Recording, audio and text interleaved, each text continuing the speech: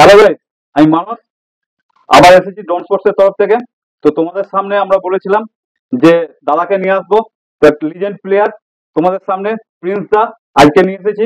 তো দাদার সঙ্গে আজকে কিছু আলোচনা করব খেলা সম্পর্কে, এবং আমাদের ব্যাটের বিষয়ে কিছু আলোচনা করব, প্লেয়ারদের বিষয়ে কিছু আলোচনা করব। তো দাদা আজকে আছে, তো দাদার কাছ থেকে আজকে সমস্ত রকম বক্তৃতা বা মানে কথোপকথন সমস্ত রকম সবকিছু আজকে হবে। তো বাপিদা, এখানে এখানে আমাদের আছে এক কর্মকর্তা বাপিদা ডন স্পোর্টসেরই। তো দাদাও আছেন, প্রিন্স দা। বাপিদা, এবার তুমি শুরু করো। শুরু করবো বলতে ফিল্মটা সত্যি আমাদেরও মনে অনেক প্রশ্ন আছে, শুধু দর্শকের নয় আমাদেরও মনে অনেক প্রশ্ন ছিল। অনেক দিন ধরে অপেক্ষা করছি, আজকে সেই সময় এসেছে, আজকে পেয়েছি। ধন্যবাদ প্রিন্সকে আমরা জানাবো, ডন স্পোর্টসের পক্ষ থেকে অসংখ্য ধন্যবাদ জানাবো। আজকে আমরা পেয়েছি। আজকে অনেক কিছু অজানা তথ্য, অনেক কিছু মানুষ হয়তো জানে না, আমরা প্রিন্সের কাছ থেকে কিন্তু জেনে নেবো, অনেক কিছু বিষয় আমরা জানবো আজকে। তো প্রথমেই শুরু করব প্রিন্সের নামটা থেকে, যে প্রিন্স ম্যাক্সওয়েল যে নাম, এই নামটা আমি জানবো যে তোমার এটা অরিজিনাল নাম না কিভাবে কি এসেছে না, সেটা একটু জানবো। আমার অরিজিনাল নাম প্রিন্স দে। আর এই ম্যাক্সওয়েল নামটা এসেছিল পাড়ার বন্ধুদের কাছ থেকে, কারণ তখন মানে অত ভালো খেলতে পারতাম না। তো তো তখন শর্ট হ্যান্ড ক্রিকেটে তখনও মানে অত ডেভেলপ হয়নি। যখন খেলা চালু করি তখন মানে স্ট্রেট ব্যাকফুট রিভার্স মারতো, বাট সেই লেভেলের না। আমাদের দুর্গাপুরের কয়েকজন আছে, নান্নেদাস, এরা ছিল যারা রিভার্স অনেক ভালো খেলতো, ওদের থেকে দেখেই শেখা। তো আমি রিভার্স ছাড়া অন্য কিছু মানে ট্রাই করতাম না, সেই জন্যই। আর সেই সময় আইপিএল এ পাঞ্জাবের হয়ে ম্যাক্সওয়েল মিলার খেলে। তো ম্যাক্সওয়েল সে সময় রিভার্স মারছিল, তো সেই জন্যই পাড়ার বন্ধুরা নাম দেয়, সেখান থেকে একটা নাম হয়ে যায় যে প্রিন্স ম্যাক্সওয়েল। আর আলাদা এমনি কোনো বিষয় নেই। তো দাদা, তোমার নামে আমরা একটা ব্যাট লঞ্চ করেছি, হুম। তোমারই মারফতে লঞ্চ করেছে। হুম। তোমার ব্যাটের প্রোফাইল সম্পর্কে তুমি যদি একটু কিছু বলো আমাদেরকে। দেখো, ব্যাটের প্রোফাইল সম্বন্ধে তো এখানে কিছু বলার নাই। আগে আমি একটা, যাই হোক, কোনো একটা ব্র্যান্ডের খেলতাম, সে ব্যাটটা একটা টাইমে বহুত ভালো ছিল। ইদানিং সেই কাঠটা আর সেরকম আসছে না। তো আমি স্পেশালি এর আগেও হয়তো আমাকে অনেক জায়গায় দেখবে যে এক দু জায়গায় ব্র্যান্ডের প্রমোশন করছি, বাট ডনের সাথে যেরকম আমি কানেক্টেড হয়েছি তার একটাই কারণ হলো মানে খেলার থেকে বেশি আজকে কিন্তু দর্শক বা আরো যারা খেলে তারা কিন্তু আমাদের থেকে, বা যারা ছোটরা আছে তারা কিন্তু আমাদের দেখে শিখছে। তারপর ছোটরা যখন বড় হবে, তো এইভাবে তাদের এই মানে খেলার জিনিসটা এগোতে থাকবে। তো ব্যাটটা খেলার কিন্তু একটা বহুত বড় পার্ট। এবার কি অবশ্যই হয়, দাদা। যে যেহেতু যারা মানে রিভার্স প্যাডেলটা এখনকার দিনে যেটা সব থেকে বেশি খেলা হয়, হ্যাঁ। তো সেই কোয়ালিটির জন্য আমরা সবসময় কি চাই না, ব্যাটটা যেন আমাদের একটুখানি চওড়া মোটা হয়, প্লাস ব্যাটটা যেন হালকা হয়। তো ডনের এই ব্যাটের খাসিয়াত এটাই যে ওই ব্যাটটার তোমার মেন কথা হচ্ছে চওড়াটা অনেকটা যথেষ্ট, আর কিন্তু লাইট ওয়েটেড। এটা ডন করাচ্ছে যেটা মেনলি, সেটা হচ্ছে একটা মেশিন আছে না, হ্যাঁ। যেটা দিয়ে প্রথমে কাটিং করাচ্ছে, তারপরে ওর যে একটা ওভেন টাইপের আছে ওখানে দিয়ে ব্যাটটা দিয়ে দিচ্ছে, তারপরে কি হচ্ছে ব্যাটের যে ভেতরে যে মানে যেটুকুই জল বা যেটুকুই ময়েশ্চার থাকছে সেটা টেনে নিচ্ছে। তো একদম। সেই কারণেই সম্ভব হচ্ছে। যারা ভেবে থাকবে যে না কাটিং করে দিচ্ছে, কাটিং করলেই ব্যাট হালকা হয়, হয় না। তার মধ্যে অনেক কিছু কাটিং এর তো ব্যাপার থাকে অবভিয়াসলি। তার সাথে যে যে ওভেনটা ইউজ করছে, এই ওভেনটা আমার মনে হচ্ছে না এখন অব্দি ওয়েস্ট বেঙ্গলে কেউ ইউজ করছে শর্ট হ্যান্ড ক্রিকেটে। হ্যাঁ, কিছু কিছু ব্যাট ভারী হয়, সব কাট এক হয় না, বাট তার মধ্যে থেকেও যে হালকা আর যে কোয়ালিটিটা ডনের কাছ থেকে প্রোভাইডেড হয়, আর যে কিন্তু অন্য কোনো তুমি ব্যাট নিতে যাও, তুমি যদি হালকা করতে যাও ব্যাট পাতলা হয়ে যাবে, সরু হয়ে যাবে, হ্যাঁ, পাতলা হয়ে। একদমই পাতলা হয়ে যাবে, দুদিক মানে ফ্রন্ট আর কোনটা সোজা কোনটা পিছনে বোঝা যাবে না। আমরাও খেলেছি, আমিও যখন এর আগে খেলেছি তখনও ব্যাটের কাটিং তো ছিলই, বাট দেখে মনে হতো দুদিকে আমাদের হালকা লাগতো। কিন্তু এই ডনের এই নতুন যে কোয়ালিটিটা এসছে, যেটা তোমরা নাম দিয়েছো প্রিন্স এডিশন, তো এই ব্যাটের কোয়ালিটিটা এটা এর জন্য ভালো, এই ব্যাটের কোয়ালিটিটা তোমার সাইডের ব্লেডটা চওড়া, এতটা এরকম মতো চওড়া, ব্লেডটা চওড়া রাখা। ব্লেডটা চওড়া, প্লাস ব্যাটটা হচ্ছে যথেষ্ট পরিমাণ হালকা। এবার অনেকের কি হচ্ছে না, ব্যাটটার বলছে অনেকের একটু নিচটা ভারী লাগছে, একটু ভারী লাগছে, তার কারণই হলো ব্যাটের নিচে যে প্রোটেক্টরটা দেওয়া হচ্ছে তার জন্য একটু সামান্য 10 গ্রাম 8 গ্রাম বাড়ছে। তো তাছাড়া ব্যাটটা যারা যারা এখন অব্দি খেলেছে, অনেক প্লেয়ারই নিয়ে গেছে আমার কাছ থেকে, আমি সবার কাছ থেকে রিভিউ নিচ্ছি, one of the best bat এখনকার দিনে শর্ট পিচের মধ্যে, one of the best bat. Thank you দাদা, কারণ আমরা চেষ্টা করছি যে আরো ভালো কিছু, বেটার কিছু দেওয়ার। হ্যাঁ। তো আমরা অনেক প্রচন্ড পরিমাণে চেষ্টা করছি হুম। এর থেকে আরো নতুনত্ব কিছু, বেটার কিছু দেবো আমরা। তো দাদা, আমি তোমার কাছে জানতে চাইছি যে তোমার তুমি যে এতদিন তোমার খেলার জগতের মধ্যে আছো, শর্ট হ্যান্ড খেলার জগতের মধ্যে আছো, হুম। তোমার সাইড থেকে, হুম।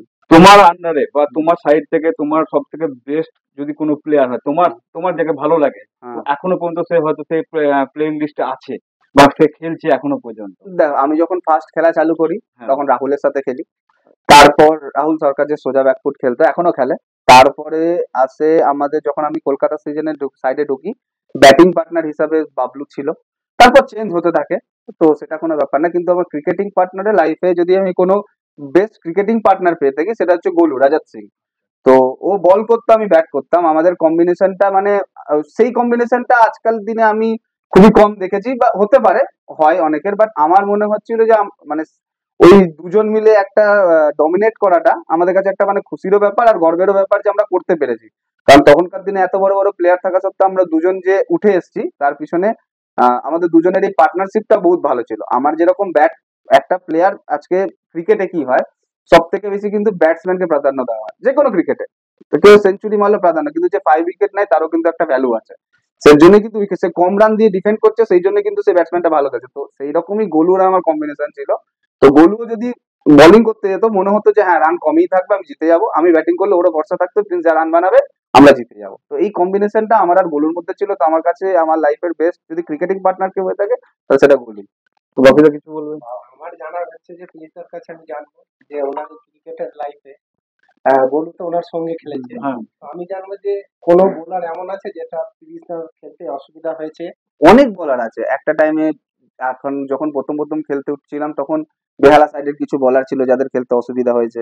তারপরেও নতুন অনেক আমাদের এই দুর্গাপুর চত্বরে এখন অনেক বলার, ভালো ভালো বলার উঠে গেছে যাদের খেলতে অসুবিধা হয়। কিন্তু কাউকে খেলতে অসুবিধা হয়ে গেলে যে তাকে খেলবো না এই ব্যাপারটা কিন্তু আলাদা। তাকে তোমাকে ডমিনেট করতে হবে তবেই কি তুমি বড় প্লেয়ার হবে, না তো তোমার বড় প্লেয়ার হওয়ার কোনো যোগ্যতাই নেই। তো অবভিয়াসলি যখনই বলার আসবে তার মধ্যে কোয়ালিটি আছে বলেই সে বলার। বলারের 6টা বল থাকে। তো তারা যেমনি 6টা বলে উইকেটও নিতে পারে, তো এমনি আমার কাছে অপরচুনিটি থাকে যে আমি তার 6টা বল খেলতে পারি। সেখানে যদি আমি 3টে 4টেও চার মারি এখনকার দিনে ক্রিকেটে অনেক বেশি, সেটা আমার কাছে মনে হয় যে ভালো। আর যারা আগেকার দিনেও প্রচুর বলার ছিল ডিফিকাল্টিস সবসময় ফিল হয়েছে, এটা একদম ভুল কথা যে আমার নাম হয়ে গেছে বলে আমি বলবো যে এই সমস্ত বলারদের ভ্যালু নাই বা কিছু। বলারদের ডিফিকাল্টিস সব সময় হয়, পিচও ডিপেন্ড করে বলারদের ডিফিকাল্টিস এর জন্য, বাট ক্রিকেটটা খেলার সময় সেইটাকে ডোমিনেট করাই হলো অরিজিনাল ক্রিকেট। তো সবাই বলার ভালো, হ্যাঁ তার দিনে সে বেস্ট, আমার দিনে আমি বেস্ট, এটুকুই আমার মনে হয়। এটা খুব ভালো একটা উত্তর আমরা পেলাম। আর একটা উত্তর আমি জানবো, এটা আমার মনের মধ্যে অনেক দিন ধরে আছে, বা আমরা বিগত অনেক ভিডিওতে আমরা এটা জানি। আজ প্রিন্স ম্যাক্সওয়েল আমাদের সঙ্গে আছে, আমরা জানবো শর্ট ক্রিকেটটাকে একটা ফরম্যাট এটা, হুম। এটা আমরা এক বাক্যে স্বীকার করি। অনেকে এটা নিয়ে নানা রকম একটা মন্তব্য হয়, হুম, বাজে মন্তব্য কিছু বাজে করে মন্তব্য হয়। হুম। হ্যাঁ, তো যে এটা কোনো খেলা কিনা। হ্যাঁ এটা একটা ব্যাপার। হ্যাঁ, এই বিষয়টা প্রিন্স ম্যাক্সওয়েল কিভাবে দেখে এটা আমরা কিন্তু ওর মুখ থেকে শুনবো। আমি প্রথমেই একটা কথা বলি, আজ থেকে কিন্তু তুমি 10 বছর পিছিয়ে যাও, যখন আমরা নতুন নতুন খেলা চালু করেছি তখন কিন্তু খেলাতে এত কিছু ছিল না। আজকে আমি আমি যে ফরম্যাটটা খেলা হয়, আগে কিন্তু আমরা টেনিস বল লং ক্রিকেট টিভিতে দেখেছি, দেখিনি। আমরা কোনোদিনও ভাবিনি যে টেনিস বল ক্রিকেট লং পিচেও আমরা দেখতে পাবো। আমরা অভিষেক বচ্চনকে দেখতে পারবো, আহ, অক্ষয় কুমারকে দেখতে পাবো, তারা টিম করছে, কিন্তু আজকে সেই জায়গাটা পৌঁছেছে। এটার জন্য অনেকটা টাইম লেগেছে। আমরা যখন শর্ট ক্রিকেট খেলেছি তখন 70 টাকা ক্যাশ থাকতো।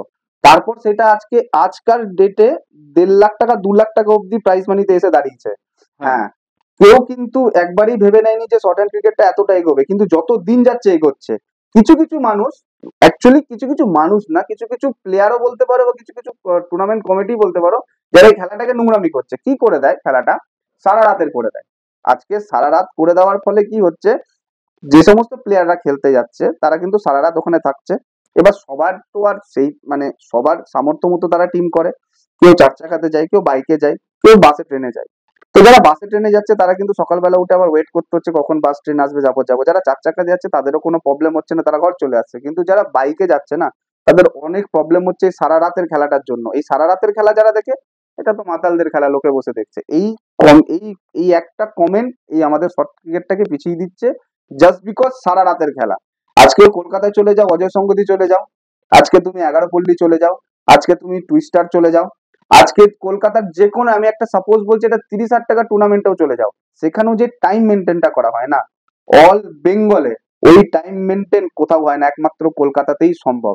এই কলকাতার জিনিসটা যদি আজকে বাইরে চলে তাহলে সব জায়গার খেলা উন্নত হবে। এখন তো লোক অনেক সচেতন হয়েছে, এখন খেলা অনেক তাড়াতাড়িও শেষ হয়। একটা টাইম আসবে যে এই খেলা রাত্রি 10টার মধ্যেই শেষ হবে আর এই খেলা আরো উন্নত হবে।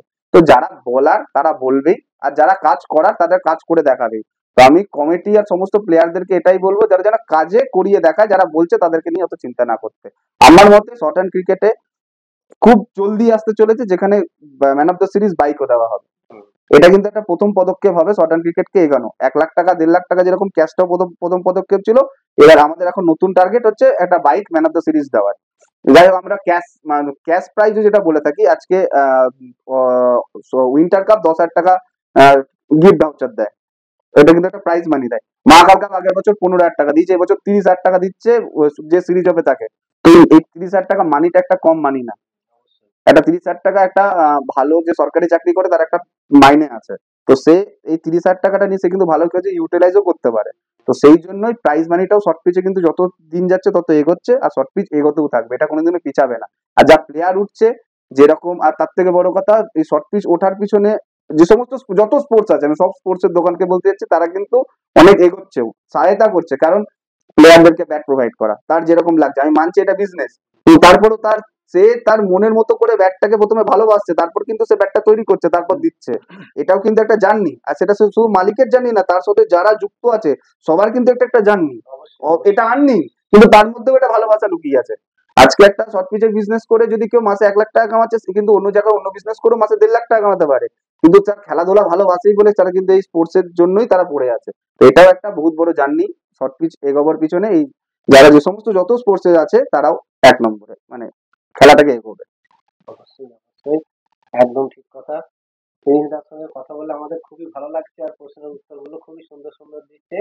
তো দাদা আর একটা কথা আছে, তো হুম। রিসেন্টলি কিছুদিন আগে হুম। দুঃখ সহ মানে বলতে হচ্ছে যে আমাদের মধ্যে একজন শর্ট হ্যান্ড ক্রিকেটের কিংবদন্তি প্লেয়ার, খুব ভালো প্লেয়ার ছিলেন, তো হঠাৎ করেই ওনার একটা মানে অ্যাক্সিডেন্টালি ঘটনা হয়েছে।